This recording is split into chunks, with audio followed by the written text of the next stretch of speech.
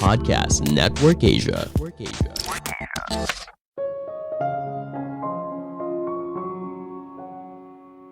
Untuk bisa sukses, kamu perlu memahami dirimu dulu. Apa kekuatanmu, apa kelemahanmu, cara kamu bekerja, dan nilai apa yang kamu anut.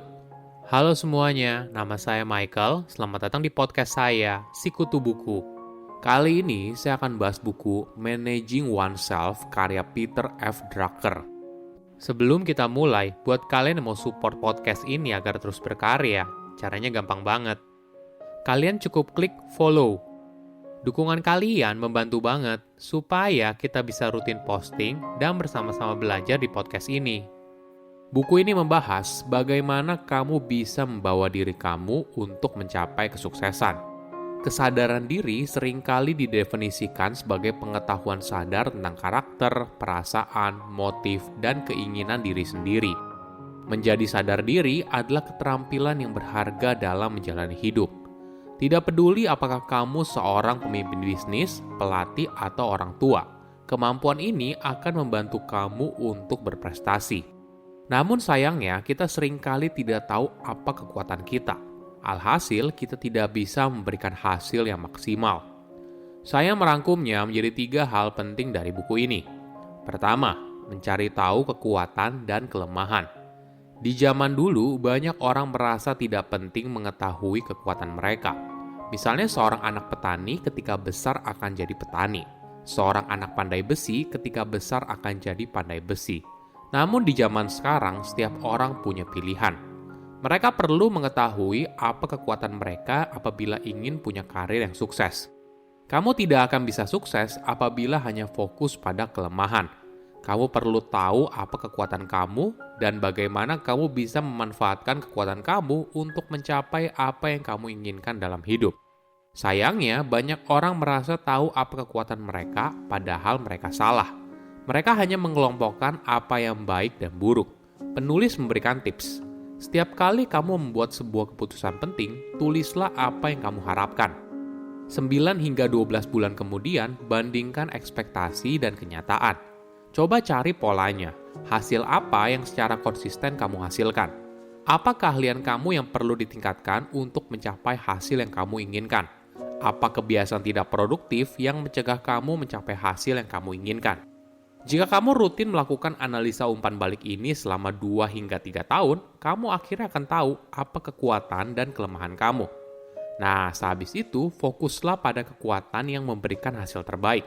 Tentukan juga mana area yang perlu ditingkatkan atau mungkin saja kamu perlu keahlian baru.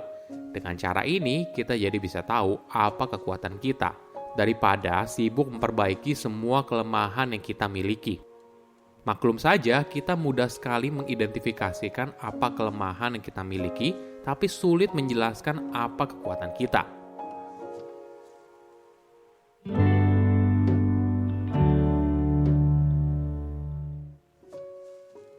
Kedua, ketahui bagaimana kamu bekerja.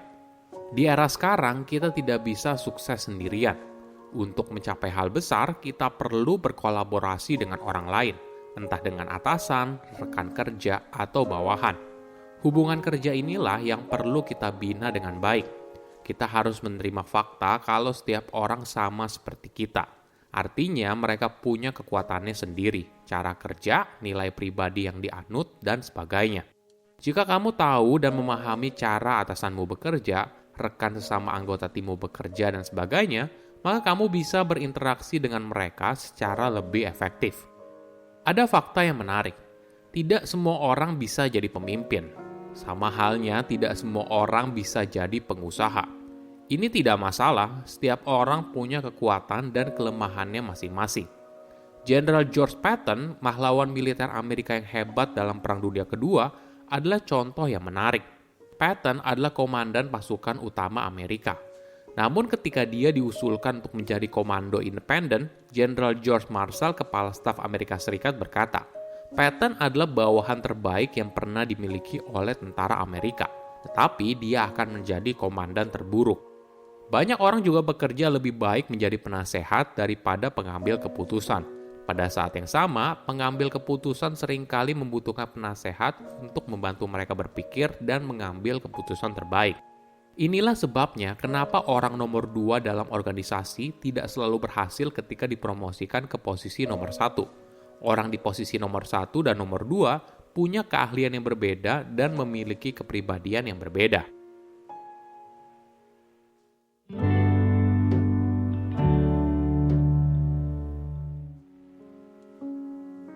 Ketiga, memberikan kontribusi dalam hidup.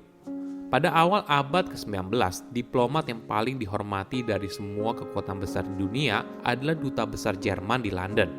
Dia jelas ditakdirkan untuk mencapai hal besar, misalnya menjadi Menteri Luar Negeri negaranya jika tidak menjadi Kanselir Federal.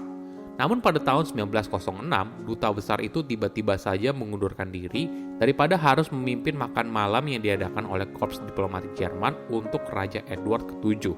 Raja itu dikenal sebagai seorang mata keranjang yang kejam dan sudah jelas apa jenis makan malam yang dia inginkan. Sang Duta Besar menolak untuk melanggar prinsip pribadinya hanya demi mempertahankan jabatan. Ini yang dinamakan oleh penulis sebagai The Mirror Test. Ketika kamu melihat ke cermin di pagi hari, orang seperti apa yang ingin kamu lihat? Jika kamu bekerja di sebuah perusahaan yang memiliki nilai berbeda dengan prinsip yang kamu anut, hal ini tentu saja menghasilkan sebuah konflik batin, yang pada akhirnya membuat dirimu tidak bekerja secara maksimal. Mengetahui kekuatanmu, bagaimana caramu bekerja, dan mengetahui nilai-nilai apa yang kamu pegang, membuat kamu mengetahui apa kontribusi kamu yang sebenarnya. Ini bukan soal mencari tahu apa yang penting saat ini, tapi juga bagaimana apa yang kamu kerjakan bisa membuat perbedaan. Semakin lama kamu bekerja, mungkin saja kamu mulai kehilangan api semangat. Misalnya di sekitar umur 45 tahun, banyak karyawan mulai berada pada kondisi yang penuh kebosanan. Maklum saja, saat itu mereka mungkin saja mencapai posisi yang cukup baik di perusahaan, apalagi jika mereka sudah bekerja dalam waktu lama di perusahaan tersebut. Penulis menekankan pentingnya bagi seseorang untuk membuat dirinya untuk tetap memiliki tantangan dalam bekerja. Apabila kamu tidak menemukannya di pekerjaan sekarang, mungkin kamu bisa mempertimbangkan untuk menjalani karir kedua. Misalnya memulai karir baru, menjalani karir berbeda di waktu yang sama, atau menjalankan kewirausahaan sosial. Orang-orang yang merencanakan karir kedua mereka jumlahnya sedikit, tetapi mereka adalah pemimpin dan menjadi panutan bagi banyak orang. Mayoritas orang ibaratnya cukup dengan karir pertama mereka dan hanya menghitung sisa hari untuk pensiun. Karir kedua ini membantu seorang untuk fokus saat mengalami masa-masa sulit selama hidup, dan juga membantu untuk berkontribusi dan membuat perbedaan. Oke, apa kesimpulannya? Pertama, penting untuk mengetahui apa kekuatan dan kelemahan. Kamu tidak akan bisa sukses apabila hanya fokus pada kelemahan. Kamu perlu tahu apa kekuatan kamu dan bagaimana kamu bisa memanfaatkan kekuatan kamu untuk mencapai apa yang kamu inginkan dalam hidup. Kedua, ketahui dan pahami cara orang lain bekerja. Jika kamu tahu dan memahami cara atasanmu bekerja, rekan sesama anggota timmu bekerja, dan sebagainya, maka kamu bisa berinteraksi dengan mereka secara lebih efektif. Ketiga, mencari tantangan dalam hidup. Semakin lama kamu bekerja, mungkin saja kamu mulai kehilangan api semangat. Misalnya, di sekitar umur 45 tahun, banyak karyawan mulai berada pada kondisi yang penuh kebosanan. Penulis menekankan pentingnya bagi seseorang untuk membuat dirinya tetap memiliki tantangan dalam bekerja. Saya undur diri, jangan lupa follow podcast Sikutu Buku. Bye-bye.